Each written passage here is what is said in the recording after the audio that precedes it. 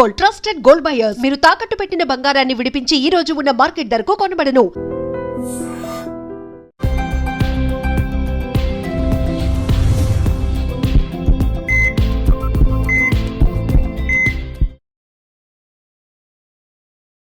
అందరికీ నమస్కారం. Welcome back to IT media. మన ఆయుర్వేదం ప్రోగ్రామ్‌కి అందరికీ స్వాగతం. సో, ఈరోజు మనతో ఒక స్పెషల్ గెస్ట్ ఉన్నారనమాట. 35 ఇయర్స్‌గా ఆయుర్వేద వైద్యాన్ని అందిస్తున్న చిట్టిబొట్ల మధుసూదన్ శర్మ గారు. సో, ఈరోజు టాపిక్ వచ్చేసి ఫ్రీగా మోషన్ అవ్వడం అనేది చాలా మందిలో ఇది చాలా సిల్లీ టాపిక్‌గా అనిపిస్తుంది. అంటే మాట్లాడడానికి కానీ, ఎవరికైనా చెప్పడానికి కొంచెం ఆడ్‌గా కూడా అనిపిస్తుంది. బట్ ఫ్రీ మోషన్ అవ్వకపోతే మన డే అంతా కూడా అట్లానే నీరసంగా, బద్ధకంగా ఉంటూ ఉంటాం. దానివల్ల చాలా హెల్త్ కాంప్లికేషన్స్ వచ్చే అవకాశం కూడా ఉంటుంది కాబట్టి, ఫ్రీగా మోషన్ అవ్వడానికి మనం ఏం చేయాల్సి ఉంటుంది? ఆహార పదార్థాలు మార్చుకోవాలా? మన లైఫ్ స్టైల్ మార్చుకోవాలా? తెలుసుకుందాం. నమస్తే సార్, ఎలా ఉన్నారు? బాగున్నానమ్మా. సో, ఫ్రీ మోషన్ అవ్వాలి అన్నప్పుడు అంటే రెగ్యులర్‌గా ఇదవుతున్నప్పుడు జస్ట్ 1, 2 సార్లు కాకుండా డైలీ ఇదే ఇబ్బంది ఫేస్ చేస్తున్న వాళ్ళకి మీరు చెప్పే చిట్కా ఏంటి? ఓకేమ్మా. అసలమ్మా మన దేహంలో జీవన క్రియల ద్వారా గానీ, మనం తీసుకునే ఆహార పదార్థాల ద్వారా గానీ కొన్ని వ్యర్థ పదార్థాలు తయారవుతుంటాయమ్మా. హ్మ్. సో, దేహంలో తయారైనటువంటి వ్యర్థ పదార్థాలు దేహంలో ఎక్కువ కాలం పాటు ఉండడం మంచిది కాదు. హ్మ్. తెలుసుకోవాల్సినటువంటి అంశం ప్రతి ఒక్కరు. ఓకే. సో, ఈ దేహంలో తయారైనటువంటి వ్యర్థ పదార్థాలు బయటికి విసర్జింపబడేందుకు ప్రధానంగా 5 అవయవాలు తోడ్పడతాయమ్మా. హ్మ్. వాటిని స్కిల్ అంటారు. SKILL. హ్మ్. ఎస్ అంటే స్కిన్. చర్మం ద్వారా కొన్ని మల పదార్థాలు పోతుంటాయి. హ్మ్. ఎలాగా? చెమట రూపంలో. ఓకే. అదేవిధంగా కిడ్నీస్, మూత్రం ద్వారా కొన్ని మలిన పదార్థాలు పోతుంటాయి. హ్మ్. అదేవిధంగా ఐ అంటే ఇంటెస్టైన్స్. ఇంటెస్టైన్స్ అంటే ప్రేవులు. హ్మ్. ప్రేవుల ద్వారా మల విసర్జన ద్వారా హ్మ్. కొంత మలిన పదార్థం బయటికి పోతుంటుంది. ఓకే. ఇప్పుడు మీరు అడిగేటువంటి ప్రశ్న దీనికి సంబంధించింది. హ్మ్. రెండవది ఏమంటే లివర్. లివర్ కూడా కొన్ని రకాలైనటువంటి ఈ యొక్క మలిన పదార్థాన్ని బయటికి విసర్జింపజేసేస్తుంటుంది. హ్మ్. అదేవిధంగా లంగ్స్, ఊపిరితిత్తులు. మనం తీసుకునేటువంటి గాలి, వదిలేటువంటి గాలి, వీటిల్లో ఈ యొక్క విసర్జన పాత్ర ఉంటుందమ్మా. హ్మ్. అంటే లోపల తయారైనటువంటి వ్యర్థమైనటువంటి కొన్ని ఈ యొక్క ఈ గాలి పదార్థాలు, అంటే కొంచెం వాయు పదార్థాలు, దేహానికి ఉపయోగపడే వాయు పదార్థాలు కూడా బయటికి పోతుంటాయి అన్నమాట విసర్జన ఓకే. రూపంలో. హ్మ్. ఇది స్థూలంగా. మరి ఈ రోజుల్లో మోషన్ ఫ్రీగా అయ్యేటువంటి వాళ్ళు చాలా చాలా తక్కువ మంది ఉన్నారమ్మా. హ్మ్. సో, కారణాలు అనేకం. సో, మరి మోషన్ ఫ్రీగా అవ్వాలంటే అనేక రకాలైనటువంటి ఆయుర్వేద ఔషధాలు, ప్రకృతిలో దొరికేటువంటి ఔషధాలు, ఒంటింటి ఔషధాలు, అదేవిధంగా జానపదులు వాడేటువంటి ఔషధాలు, అదేవిధంగా మరి ఆటవికులు, అడవుల్లో ఆటవిక జాతి వాళ్ళు వాడేటువంటి ఔషధాలు ఎన్నెన్నో ఉన్నాయమ్మా. హ్మ్. ఇప్పుడు ని సమాజంలో మనకై మనం తయారు చేసుకొని వాడుకోదగ్గ క్షేమదాయకమైన ఔషధాన్ని ఎలా తయారు చేసుకొని వాడుకోవాలో చెప్తాను చూడండమ్మా. ఓకే. సైంధవ లవణం ఒక 10 గ్రాములు తీసుకోవాలమ్మా. హ్మ్.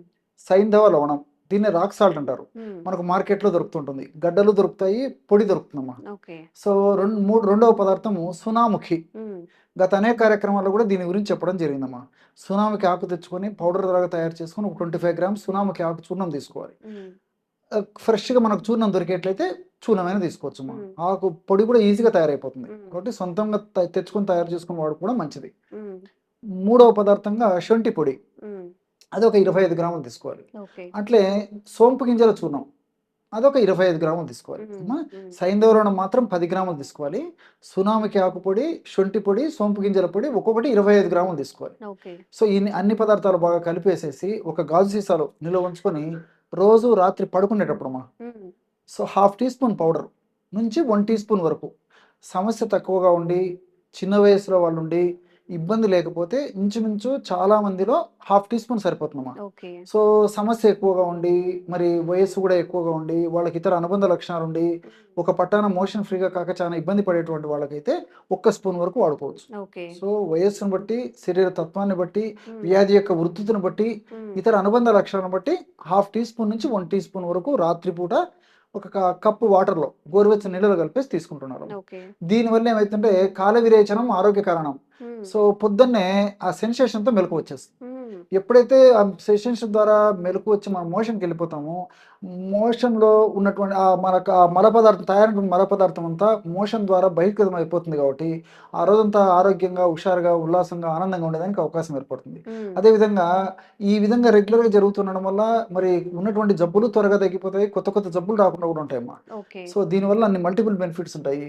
కేవలం శారీరకంగా ఈ విధంగా ఉపయోగపడమే కాకుండా మనసు ప్రశాంతంగా ఉంటుంది, కోపము, చికాకు ఇలాంటి లక్షణాలు కూడా తగ్గుతాయి, ఇరిటేటింగ్ నేచర్ తగ్గిపోతుంది, ప్రశాంతమైనటువంటి జీవనం కూడా అలవాటు అయిపోతుందమ్మా. కాబట్టి మనసు మీద, దేహం మీద, రెండింటి మీద ప్రభావం చూపేటువంటి శక్తి మోషన్ ఫ్రీ అయ్యే దాంట్లో ఉందమ్మా. సో అందుకే కంపల్సరీగా మోషన్ ఫ్రీగా అయ్యేందుకు ఖచ్చితంగా ప్రయత్నం చేయాలమ్మా. సో సరే, ఔషధం ఇది. అదేవిధంగా కొన్ని ఆహార నియమాలు కూడా పాటించాలమ్మా. ఆహార నియమాలు ఎలాంటివి పాటించాలంటే fast foods, junk foods, bakery foods, ice creams ఇలాంటివి చెదారం ఎక్కువ తీసుకోకూడదమ్మా. ఎప్పుడో ఒకసారి తప్పని పరిస్థితుల్లో కొద్ది ప్రమాణంలో తీసుకోవచ్చు, కానీ ఎక్కువ తీసుకోకూడదమ్మా. ఫైబర్, పీచు పదార్థం బాగా తీసుకుంటున్నారు.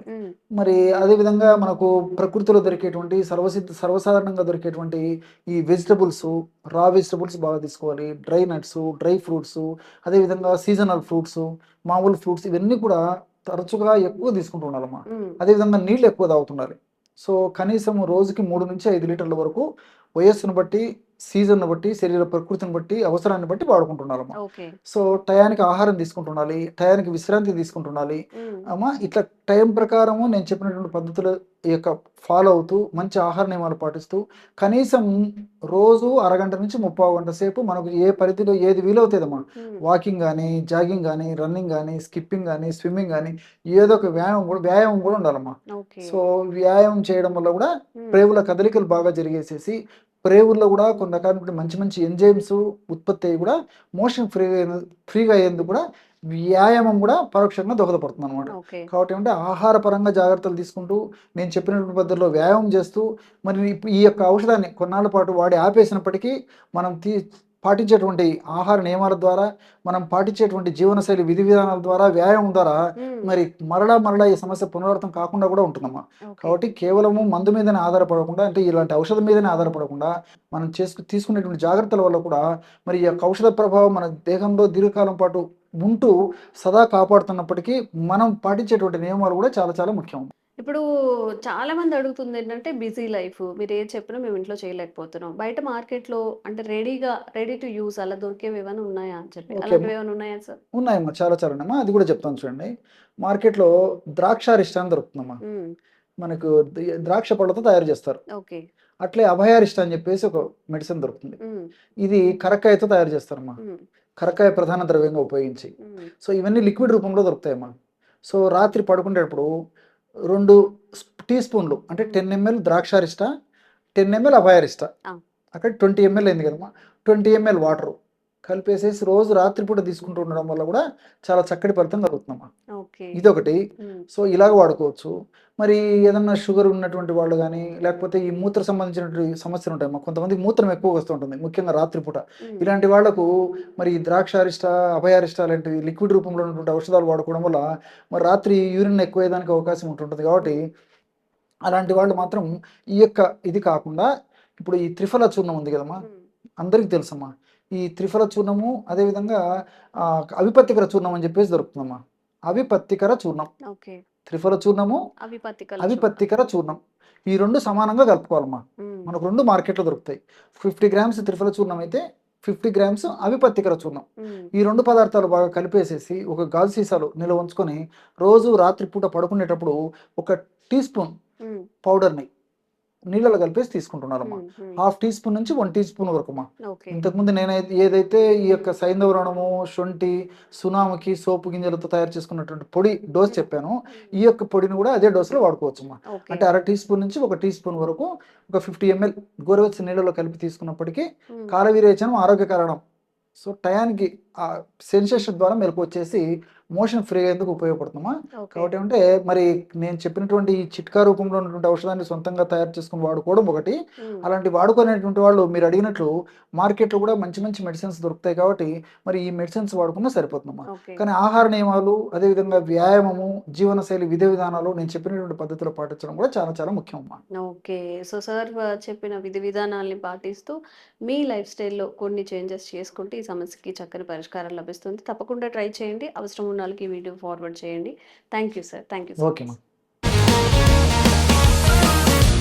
Sir, one life lesson what medicine has taught you. whatever you can do without expecting. But I really believe మన పాజిటివ్ యాటిట్యూడ్ ఉంటేనే మనం ఏదైనా సాధించగలం. గట్ని మనం కరెక్ట్గా డీల్ చేసినట్లయితే అది మనకి పాజిటివ్ హార్మోన్స్ని రిలీజ్ చేస్తుంది. షుగర్ వచ్చిన వాళ్ళ పరిస్థితి ఏంటి? పొట్ట దగ్గర పెరిగితే దాన్ని ఆండ్రాయిడ్ అంటారు, ఆండ్రాయిడ్ ఫోన్ కదా. అసలు థాట్స్ ఎందుకు వస్తాయి? బ్రెయిన్ డెడ్ అంటే దానికి ప్రపంచం అంతా కూడా కొన్ని నిర్దిష్టమైనటువంటి లక్షణాలు ఉంటాయి. మానసికంగా ధైర్యంగా ఉంటే క్యాన్సర్ జయించవచ్చు. You are a doctor for a cause sir, అంతే. వాళ్ళకి వచ్చిన ఆదాయం కాకుండా ఫ్రీ సర్వీస్ ఎంతమందికో చేస్తుంది.